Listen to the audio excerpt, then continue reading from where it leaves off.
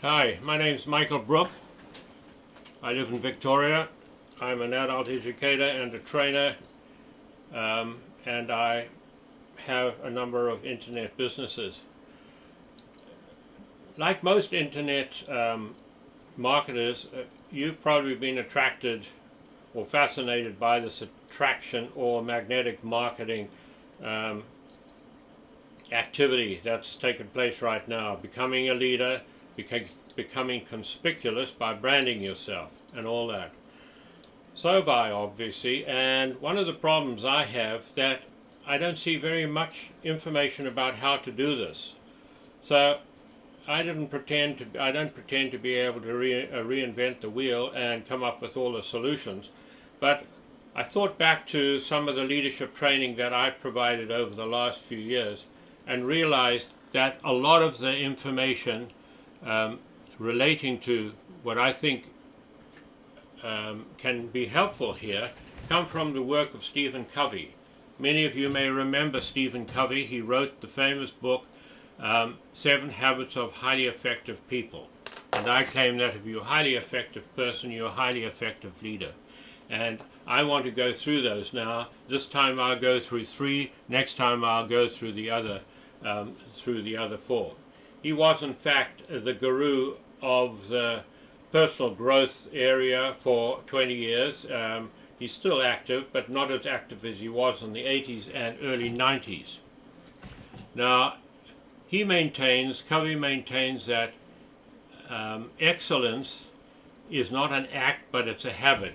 If you perform something sufficient amount of times in a conscious way, if it's something you want to accomplish, a skill or some knowledge, you have to do it 30 times or over a period of 30 days to make it a habit. And this is what he claims you can do with these 7 effective habits here and how you can acquire them. Now, his first habit, which we all understand to be very important, is being proactive. It's not a word that's used very often in the dictionary. In fact, you won't see it in many dictionaries. You'll see the word reaction, but not proactive. Covey's proactive model states that through your own freedom of choice, you respond to a stimulus or challenge with self-awareness, imagination, consciously, and with an independent will. You step out and you take the initiative to respond to the challenge because you know it's the right thing to do. On the other hand, to react to a challenge, you crawl back into your shell, do not confront the issue, grumble, and blame other people for the problem. In other words, you become a victim rather than the leader. Now, a proactive person, obviously, if he wants to become branded, he steps out and makes the right decision, even though the majority of people may not like it. Remember that the majority of people are mice. They are reactive. They do not step out and take the leadership. They stand and watch while you do it. Now, how do you distinguish a proactive person? You listen to how he talks. He says, I can do it. What do I have to do to help? I know that I can do it. A reactive person says, well, I can't help. I don't have the skills. I'm not capable enough. So that's proaction for you. The second great habit is begin with the end in mind. Know where you're going and what you have to do. You do this by setting up goals. You have to know your destination. There's a famous saying that if you don't know where you're going, any goal will reach you there. You need to know what you want to do, both in terms of big goals and small goals. It seems obvious, but most people normally just ramble on ahead without taking any decisive steps about what they want to do. And of course they get caught in the activity trap and become busy all their life, to work harder and harder to get up the ladder, only to find that the ladder's leaning against the wrong wall. Network marketers, of course, if they want to be proactive and if they want to set goals, they have to sit down and write out those goals very carefully so they know that they're going in the right direction.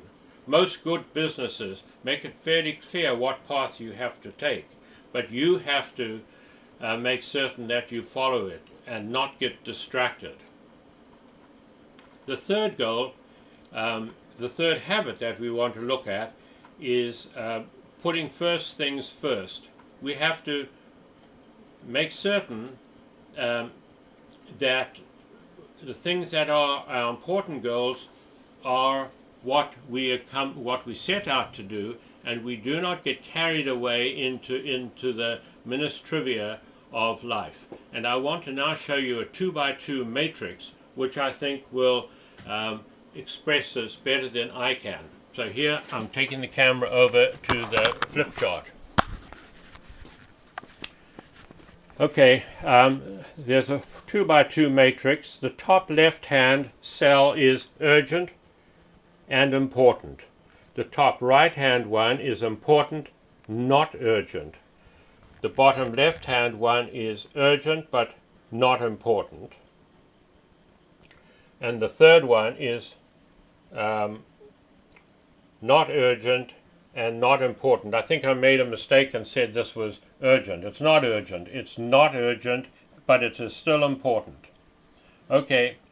And in fact, this is where we should be spending our time. Planning, prevention, relationship building, and goal setting.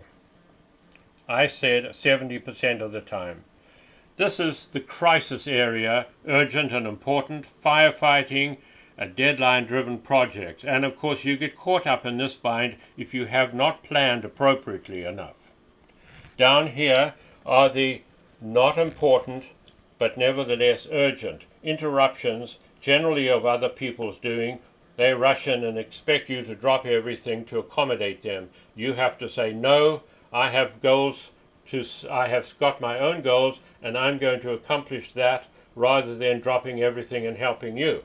Of course, there's such a thing as charity, and sometimes it's urgent and you have to do it. So I have set a target there of 10%. Lastly, we all know this area, trivia, gossip, and time wasters. So if you have set your goals comprehensively and well, you will spend your time assessing where you're going. Are you meeting your goals? You will be in this quadrant here, which is not urgent but important. Right, so that is the third habit of putting first things first, and next week we'll cover the other habits.